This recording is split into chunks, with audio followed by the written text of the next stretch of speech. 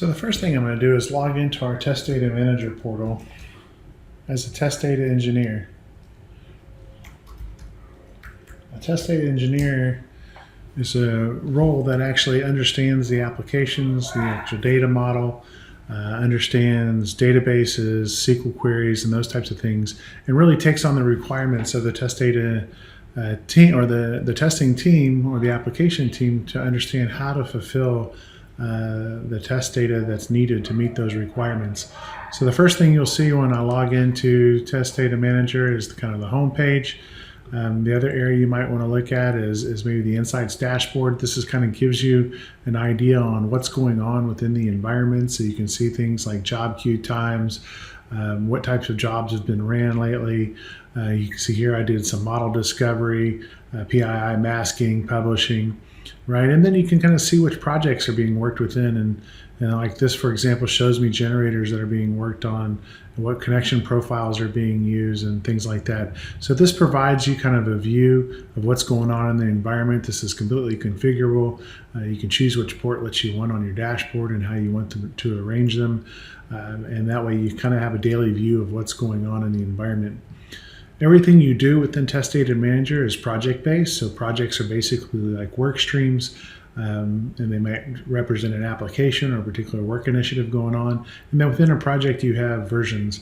Versions might represent a particular work stream for a particular application, for example, a release that you're working on.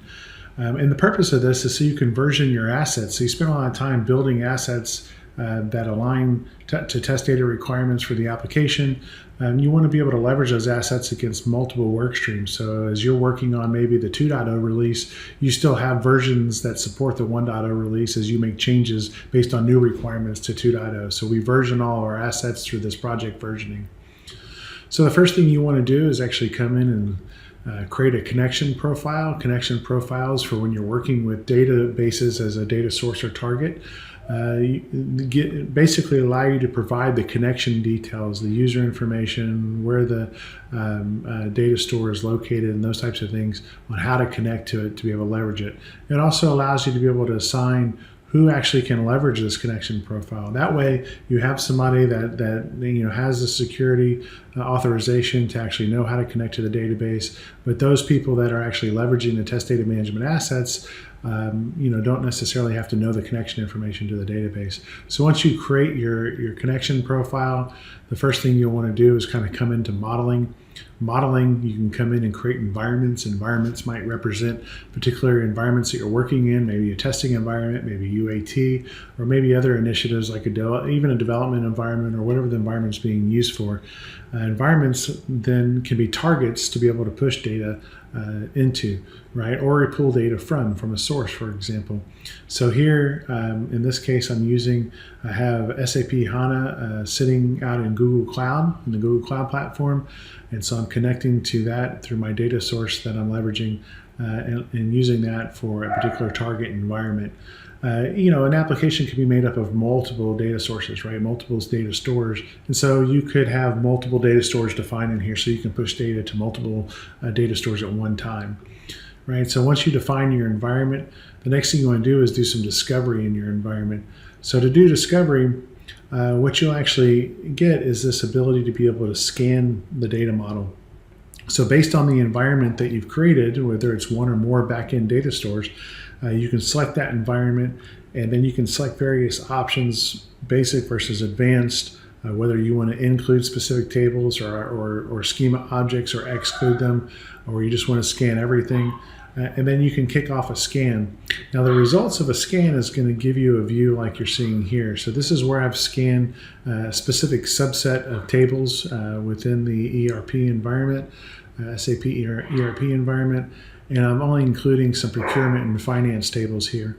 But what it allows me to do is be able to see those tables and understand their relationships, where they have primary and foreign keys, what the data types are. I can actually even see maybe what the data might look like as well.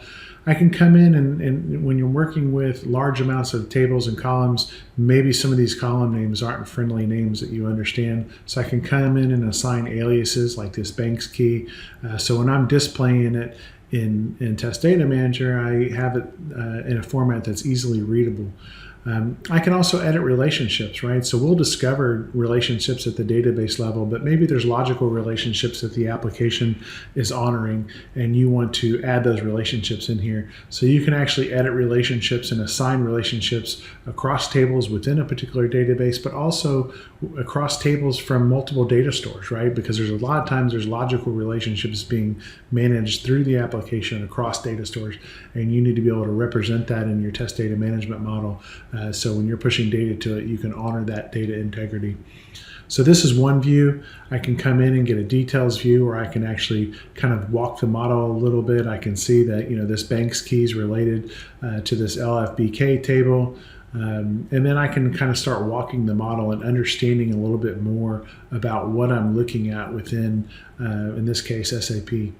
Right, and so I see information here as everything that I select, I'm actually getting metadata about that information or about that particular object that I'm selecting. So this is really about trying to understand the schema, right? But I also need to try to understand the data. And so the next part of this is being able to scan for PII data, right? So we have this concept of classifier packs, which basically are regular expressions and other types of techniques to be able to identify data as PII data, right? So we use these to be able to scan and look in the environment and see if we can identify anything that's personally identifiable. And if it is, then we can mark it for masking, right? And so classifier packs is this what we provide out of the box, but you can add your own custom classifier packs for specific types of data or specific requirements that you might have from a regulatory perspective. But once you kind of select what classifier packs you want to use, you can select different options for what you might want to scan, how deep in the data you might want to scan.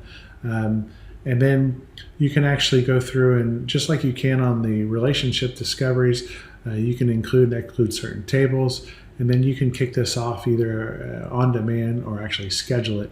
And what's going to happen is once you kick off the scan and it completes, you'll get a view of what the data looks like that's being brought back as far as from a classifier perspective. It'll start classifying certain columns of data. So if I go look at this particular table, it's going to show me that I have certain columns that have been classified as potentially PII data. Now this may not be 100% accurate.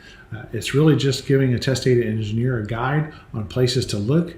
They need to come in and actually do the due diligence to either confirm or add tags to things that need to be added or remove tags if they're improperly tagged, and basically do their due diligence to make sure that we're handling or you're handling all the PII data.